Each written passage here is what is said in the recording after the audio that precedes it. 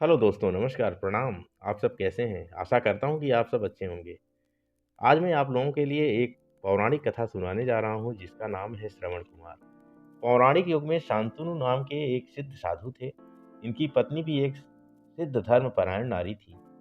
ये कथा उस समय की है जब शांतनु और उनकी पत्नी बहुत वृद्ध हो चुके थे और उनकी आंखों की रोशनी भी चली गई थी। दोनों लोग अंधे हो गए थे।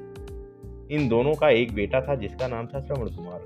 श्रवण कुमार बहुत ही सीधा सरल स्वभाव का मातृ पितृभक्त पुत्र था। माता पिता के लिए उसके दिल में बहुत प्यार एवं श्रद्धा थी। वो दिन रात अपने माता पिता की सेवा करता रहता था। अपने माता पिता का बच्चों की तरह लालन पालन करता था।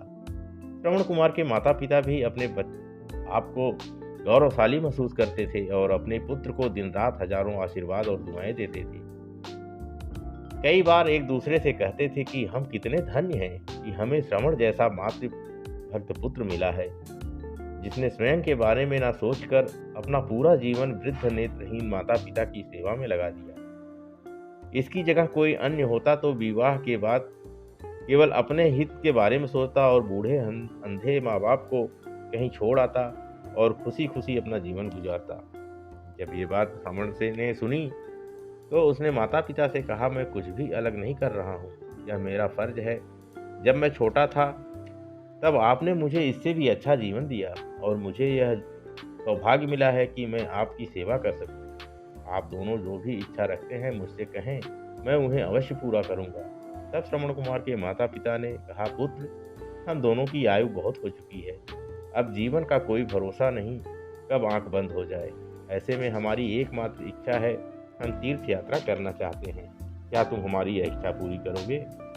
श्रवण कुमार अपने माता पिता के चरणों को पकड़कर अत्यंत प्रसन्नता के साथ कहा कि यह तो मेरा सौभाग्य होगा, मैं आप दोनों की ये इच्छा जरूर पूरी करूंगा।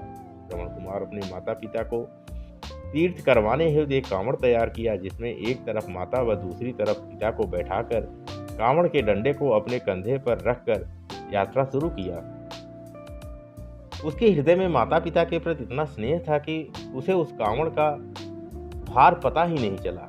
अपने पुत्र के इस कार्य से माता पिता का मन प्रसन्न था और रास्ते भर अपने पुत्र श्रवण को दुआएं देते रहे। तीर्थ करते करते जब वे तीनों अयोध्या नगरी पहुंचे तो उन्हें प्यास लगी।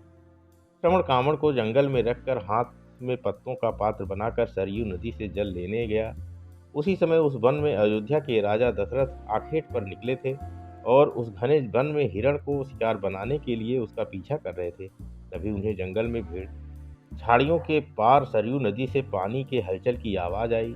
उस हलचल को हिरण को पानी पीने की आवाज समझकर महाराज दशरथ शिकार को के उद्देश्य से तीर चला दिए और वह तीर श्रवण कुमार के हृदय में जा लगी, जिससे उसके मुंह से पीड़ा भरी आवाज निकली। इसे सुनकर राजा दशरथ स्तब्ध रह गए और उन्हें अनहोनी का एहसास हो गया और वो भागकर सरयू के तट पर पहुंचे, जहां श्रवण कुमार घायल पड़े हुए थे।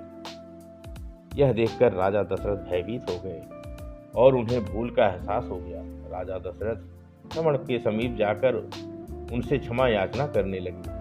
तब अंतिम सांस लेता हुआ श्रवण कुमार महाराज को अपने वृद्ध अंधे माता पिता के बारे में बताता है और कहा कि वे प्यासे हैं, उन्हें जाकर पानी पिला दो और उसके बाद मेरे बारे में बताना।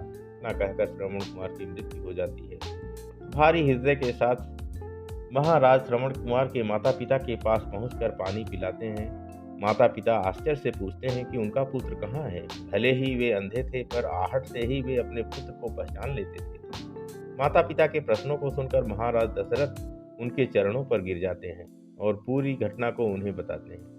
पुत्र की मृत्यु के खबर सुनकर माता पिता विलाप करने लगते हैं और दशरथ से उन्हें अपने पुत्र के पास ले चलने को कहे। महाराज दशरथ कांवड़ उठाकर श्रवण के शरीर के पास ले गए। माता पिता श्रवण के शरीर के पास पहुंचकर जोर जोर से विलाप करने लगे। यह देखकर महाराज का हृदय बहुत दुखी हुआ और वे अपनी करनी के लिए क्षमा याचना करने लगे। लेकिन दुखी पिता ने महाराज दशरथ को श्राप दे दिया कि जिस तरह मैं शांतनु पुत्र वियोग में मरूंगा, उसी प्रकार तुम भी पुत्र वियोग में मरोगे। इतना कहकर दोनों माता पिता अपने शरीर को त्याग दिए। महाराज दशरथ श्राप मिलने के कारण बहुत दुखी थे। आगे चलकर जब उनके पुत्र राम का राज्याभिषेक होना था तो माता कैकेयी द्वारा राम, सीता और लक्ष्मण को 14 वर्ष का वनवास स्वीकार करने के कारण